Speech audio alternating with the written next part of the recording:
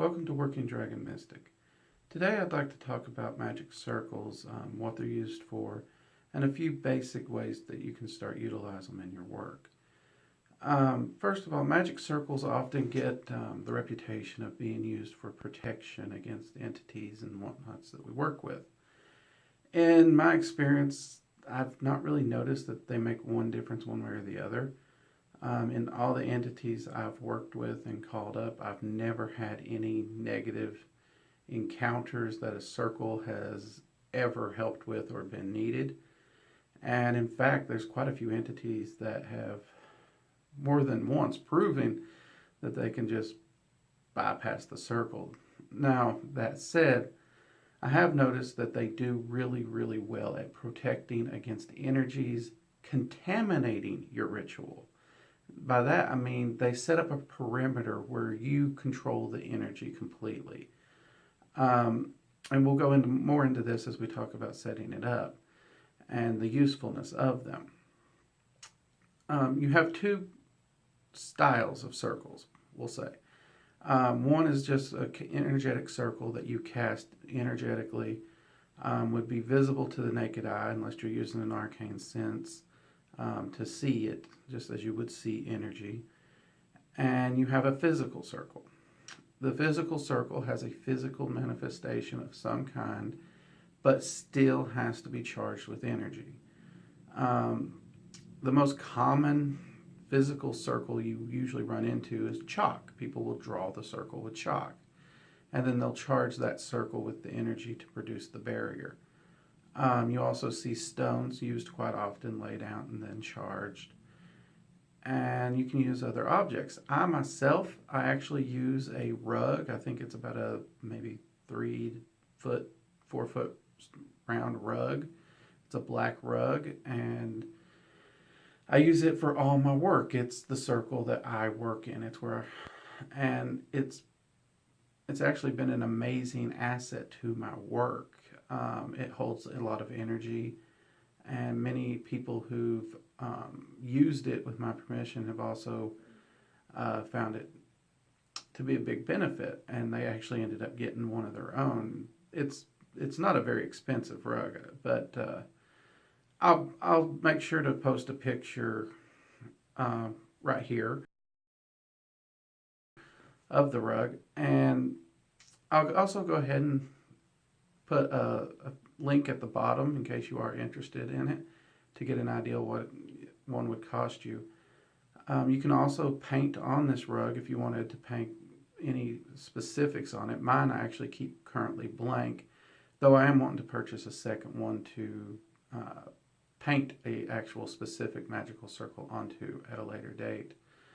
Anyhow, so the physical circles, they can be temporary, like the chalk or even the stones, because you can lay those out and take those up. Or they can be permanent.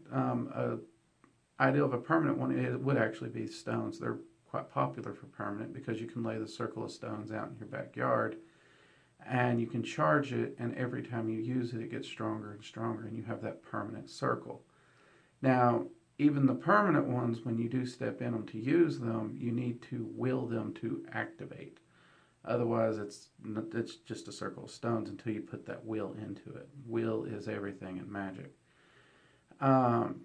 But the permanent circles, they do have the ability, because they're a physical object, they're constantly being charged with the energies you work with. And over time, they get stronger and stronger, which does actually help add a layer to your magic. Not a necessary layer, but a layer. The energetic circles, they work on the same principle. It's you literally would just project energy out of your hand. For me, it's usually my right hand. It's people say your projection hand's the hand you write with. I'm not 100% sure on that, but I'm not the person to ask. I'm actually ambidextrous, so I use both my hands, and I can project down both my hands, and I can pull energy with both my hands.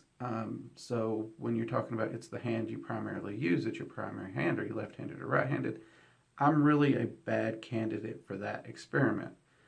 Though other people I've talked to who are left or right-handed, they do seem to believe that holds true. So I'm inclined to think that whether you're left, right-handed, or ambidextrous tends to play a part in that. So just for simplification, project with the hand you are dominant with and pull with the hand you are not. Just simplification. And you would actually draw the circle in energy by willing the energy out of the hand. Most people say visualize it almost like a ray of light or a laser, burning that energy into the ground or surface that you're working on. Direction, I usually cast my circles clockwise, though for anything that you're wanting to gain, there are people who will say cast the circle clockwise. And then for banishment work or even cursing work, people will say counterclockwise. I'll be honest, I've never noticed one difference or the other, so I just always go clockwise. And when you're taking the circle down, you'll want to take it up the opposite direction you cast it. So if I cast clockwise, I'm going to take it up counterclockwise. Your two basic energy circles are, again, you draw one on the ground where you're drawing the circle, and as you do so, it fills the room. Now, we use the term circle because you draw it in a circular fashion. But when this thing is complete, you'll notice it actually creates more of a dome around you, and that dome is a full sphere that goes above you and below you. It completely contains you on all sides.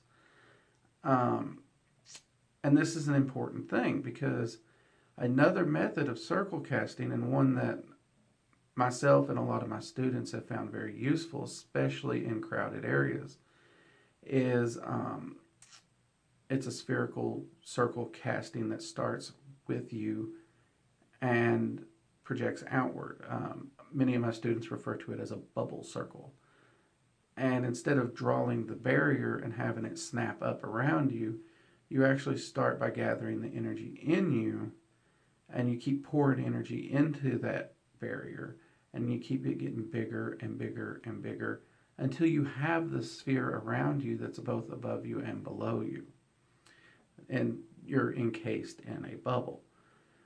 It's very similar to when we discussed talking about shields, but you are actually creating, instead of just a shield for energy, the circle creates, some people will say it's a space between time and space itself.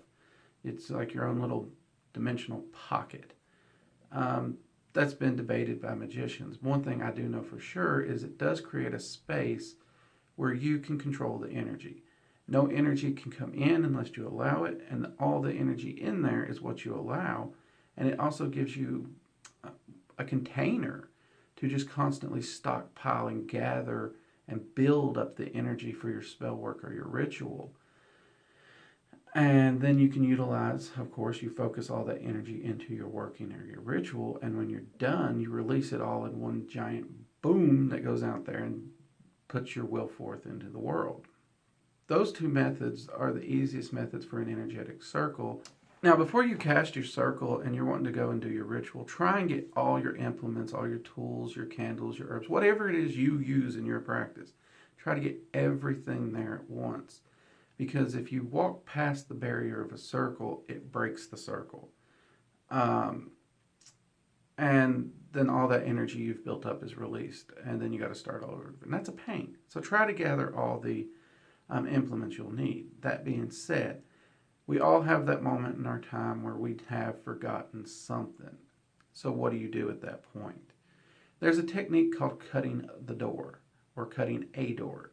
And what this is you go to the perimeter of your circle, and in either an upward or a downward motion, you visualize, again, just like you projected energy to create the circle, you now create a laser of energy or a beam of energy that cuts a small doorway. Think of how the flap of a tent would work into the side of the circle.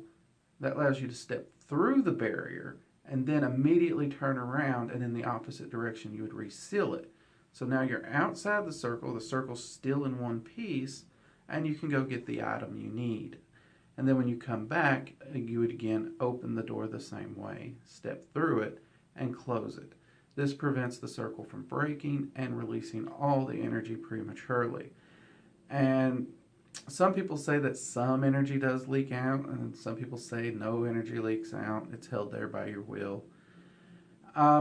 That's actually one topic I've never really had much opinion on. I've never tested it to any amount. I'm not really sure how I'd go about it at this point, but I can say I've never noticed any adverse amount of energy leaving. I mean, it's either way, it is a dramatic improvement over breaking the circle and starting over. So definitely get into the habit of cutting a door. Once your circle is cast, of course, then you just get down and you start doing your work.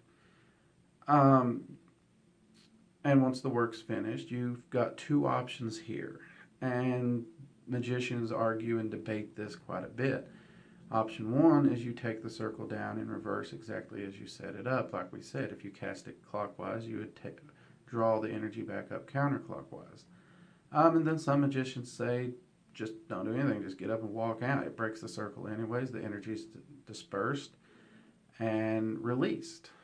And both of them have their merit. In one case, you're in controlling the energy and how it moves and flows. You've set the space up, you took the space down, and it helps some magicians feel like they finished the work. It's the closing. It's almost like a grounding ritual for them. Once the circle's taken down, they ground down. It's all part of the process. And then the other magicians believe that by just walking out and dispersing it, that is in of themselves. They say, I'm done. Just let it go. Walk away. But some people do argue that if you just walk away and break the circle, that it causes a bit more chaotic energy release, and that can cause problems, whether it be energetic issues in your house or even chaotic issues with how your magic manifests. I've honestly used both methods depending on what's going on, because sometimes something will happen and I don't have time to close the circle. I've never really noticed a difference one way or the other. So at this point in time, I'm just going to have to say, go with what feels right to you. That being said, if you're using a ritual like the hammer rite or the lesser banishing ritual, the pentagram, both of these rites, they're designed so you set the rite up, or you start the ritual with it. And then at the end, in the case of the hammer rite, you do it in reverse and take it down. And in rituals using the lesser banishing ritual, the pentagram, like 90%, if not 100% of those rituals all tell you to repeat it at the end. So if you're using those rites or those rituals, I do generally recommend you use them as instructed by their design. So, and that's a little different than just your basic circles, though I do truly believe the lesser banishing ritual sets a circle up as you do it. I mean, if you read through the rite and how the energy moves and is projected, you can see it's not only clearing the space, it is actually setting up the space. The circle I use most in my personal practice is what's called a draconic void circle, which is something I will be covering in my Dragon Magic book. And it works similar. As you go through, you're calling in different energies and different dragons to set up a barrier and create a space that it clears it, it protects it, empowers it, and it creates that world between worlds where you can manifest anything you want. And in a lot of ways, that's what every circle is. Some circles are just very basic energy, which is the two we covered. You know, we've got you draw the circle and the sphere snaps up, and as my students call it, the bubble circle, where you pour the energy into it and it grows until it's around you. And those two circles, those are very basic sounding. They sound too simple to work, but they will. And honestly, to me, in my mind, the biggest benefit of a circle is the ability to gather energy. And I often equate it to, if you poured a glass of water onto the concrete, it's just going to disperse and go everywhere. And it's going to be hard to utilize it. Or let's say you wanted a glass of water, and all you've got is a water hose pouring out onto the concrete. Well, you're not going to be able to gather the water. You need a container to gather that water to make it useful, really. And that's what the circle is. It's the container. So you now have a place to contain the energy as you're pulling it and using it. Now that said, you should also use yourself as a container when you pull energy. I always tell my students, pull energy and fill yourself up, and then let it spill out into your ritual space and fill that space too. And when you hit that critical mass, that's when you know you're going to get the most bang for your buck out of your ritual. So again, to recap, you have energetic circles which are cast with energy only and do not have a physical manifestation or representation of them. And you have physical circles which do have a physical representation, whether it's just a chalk outline or it's made in stone or some other substance in some way, and it's semi-permanent to permanent and is still charged with energy. Both types are very, very useful. I encourage you to try both, actually. In fact, in my Sacred Space and Circle casting class, I actually require my students to try both and find out what works for them. And it does go a bit more in depth than what I'm able to do in this short video. Again, I'll be leaving a link to the rug that I mentioned that I use in my practice. Some people do actually use circles also for working with entities and deities. They find that it creates sort of a sacred space for that entity, and it sets the space aside. As I've mentioned before on this channel, I try to keep a non-dogma viewpoint of magic, but at the same time, I want to go ahead and reiterate that that's perfectly understandable, and it actually makes a lot of sense, even from a non-dogmatic viewpoint, because when I have company over to my house or I invite a guest over, I'm a good host. I usually tend to try and straighten my house up somewhat if I'm able. Life happens.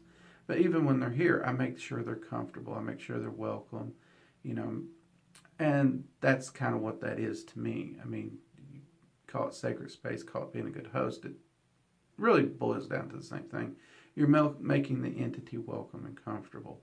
So for people who use circles in that fashion, I totally get it and I totally understand that.